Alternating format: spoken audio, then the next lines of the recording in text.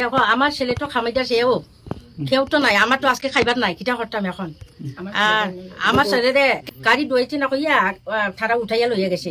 এরপরে আর সারাদিন মনে রাখছি, এখন তো আমরা তো রাত্রে খাইবার নাই। ছেলে খামাইটার উপরে আডু ওলা উঠাইয়া লইয়া গেছে, গাড়ি ডুয়াইছে না, তারা রক্ত শক্ত লাগাই দিটা গাড়ি ডুয়াইছে না কইয়া। পরে আমরা সব গিয়ে পরে আনছি তারা তারা আমরা কই বেগুনা মানুষের কিনা লই গেছে তারা কোনো ইনসাফ দিতে পারছি না।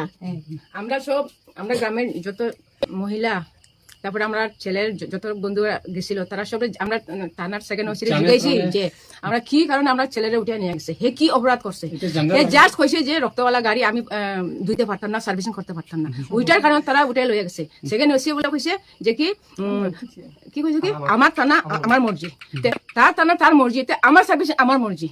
তারা কি কারণে, তার কি অধিকার আছে যে আমার নিজের সার্ভিসিং এ আমি না করে যে তারা যে উঠে নিয়ে গেছে, তারা কি অধিকার আছে? তারা অধিকার আছে আমার এটা নিজস্ব, আমার নিজস্ব সার্ভিসিং আমি করলে এখন না করেন নাই, তারা কি অধিকার আছে নাকি? থানা ওসি তারা যত গুন্ডামি করবো, তারা অধিকার আছে নাকি তারা ওরকম করার?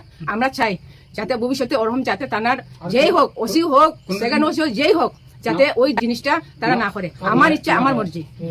ওটা হইলো দুপুর 3:30টার সময় তারা আসলো আমার গাড়ি, প্রাইভেট গাড়ি লিয়া থানা তোলাই থানা সেকেন্ড ওসিয়ে আমার কইছে তারা গাড়ি সার্ভিসিং করে দেবে, রক্ত শক্ত লাগাইলে আসলো।